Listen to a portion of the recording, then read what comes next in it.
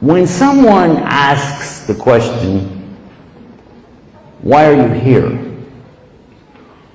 Immediately we think they're asking us about why we're in the building or in the transportation or wherever we are. We're like, oh, well, I'm here because I'm waiting for a bus. I'm here because I'm standing in line to get my check, or going to be waiting for the doctors. No, no, no, no. Why are you here? Why are you here on the earth? Nowhere else to go. No. Why are you here on earth? How did you get here? Better ask my mom and dad about that. Now what we're trying to find out, what is your purpose for being here? Oh, yeah, well, another 5 years I'll get my Social Security. Not that. How did you get here? What is your purpose of life? You'd be surprised how many people never really thought about it, or if they did, they just kind of shrugged it off and leave it because they didn't know. Then some will be wise guys, like I was playing games just now. They'll do something like that. Their purpose is to get drunk, or to get high, or to chase after the girls, or things that we don't even want to talk about. But they think that's their purpose. Then there are those who don't know. There are some that don't believe in God at all. Not even a little bit. They don't want to believe. You know what's sad about that? In the exact same countries and places on this earth where atheism is prevalent, where you find people who don't believe in God, are the exact some places exactly where they have the highest suicide rate. How many of you knew that? Anybody ever been to Sweden? When I went to Sweden, the first thing they told me when I got there, this is on a tour, right? And they're very proud of their country. They said, you know, our country is made up of small islands connected by bridges. And another thing about our country that's really neat is that we have this social system that if you don't have a job, you still make the same kind of money. And they said we were the last ones to accept Christianity and the first ones to leave it. That's what they said. And I was thinking, you know what? I don't promote Christianity anymore. I don't. Well, I'm a Muslim. But at the same time, I didn't want to hear that. I really didn't. Because if somebody's not going to be a Muslim, at least be a Christian. That's the closest to us. That's what Allah said. The closest to us that you will find are those who stand and cry to Allah in the night, and they say they are what? Christians. Allah spoke about him in the Quran in Surah Al-Imran, a verse that most of you have heard or maybe even memorized, but you only memorized half of it. كنتم خير أمتي أخرجت للناس تأمرون بالمعروف وتنهون عن المنكر وتؤمنون بالله. What's the rest of it? Anybody know? One person out of what? 500-600 folks here today. Let me tell you where it is. I want you to go home and this is your assignment tonight. Chapter 3, verse 110. Surah Al-Imran, verse 110.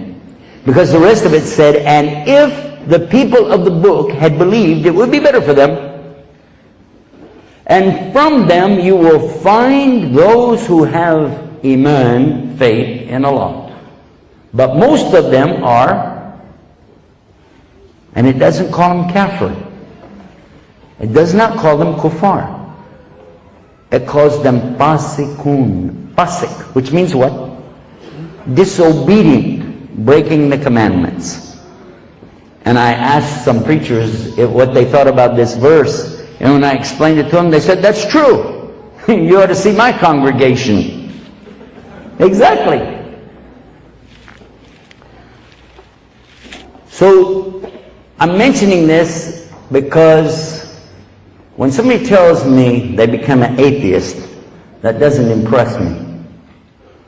If they said I was a Christian and I left Christianity to believe in nothing, I think, boy, did you go backwards.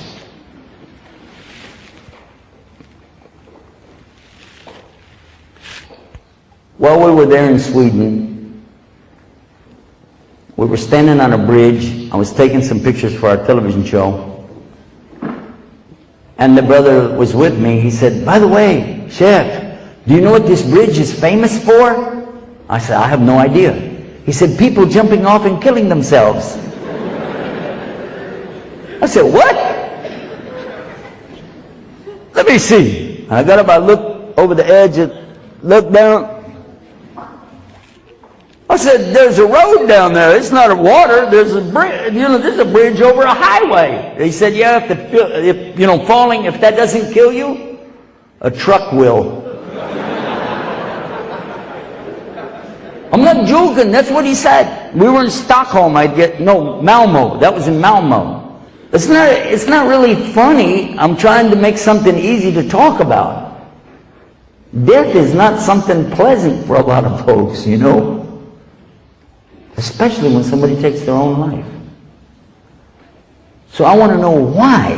Why would somebody do that? I mean, maybe I can understand if somebody's in a tremendous amount of pain, they just got run over by a truck, their legs are all crumbled up, and they're feeling a lot of pain, they want to end it. Maybe, even then, I don't know.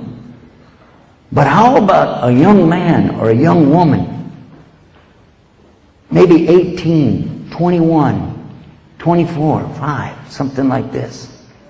Their whole life in front of them.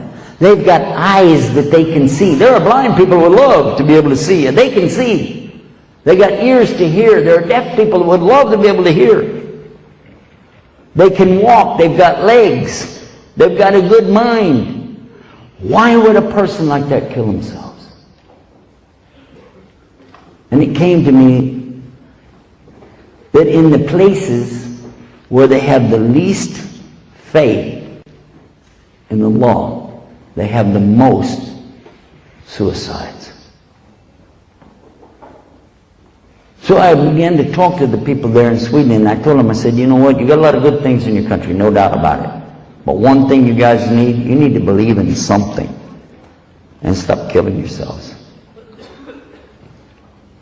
Now, I don't want to stay on that too long because that's not really our topic. I'm talking about a purpose of life. But you see, it looks like that those people who did that is because they gave up.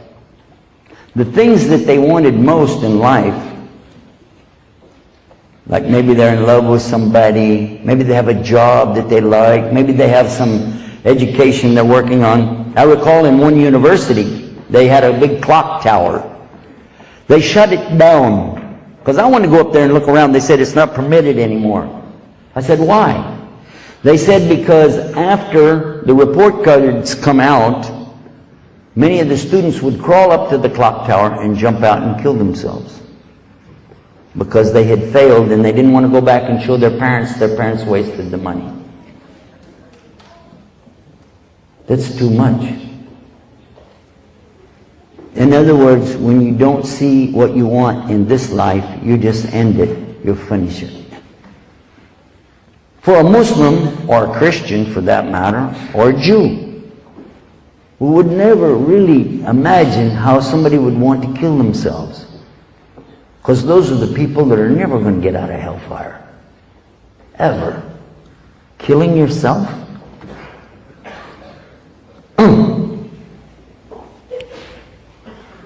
What is our purpose to be here?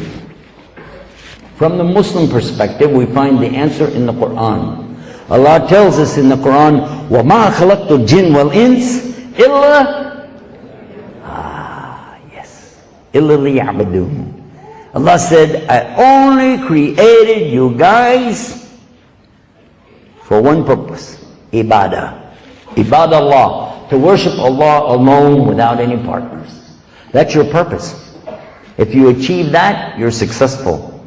If you blow it, it doesn't matter what else you do in your life, you have failed. To understand the first commandment that comes to Moses in Exodus and in Deuteronomy is to understand Islam. The quote from what exists in the English Bible today says something like this: I'm the Lord your God that brought you out of the land of Egypt.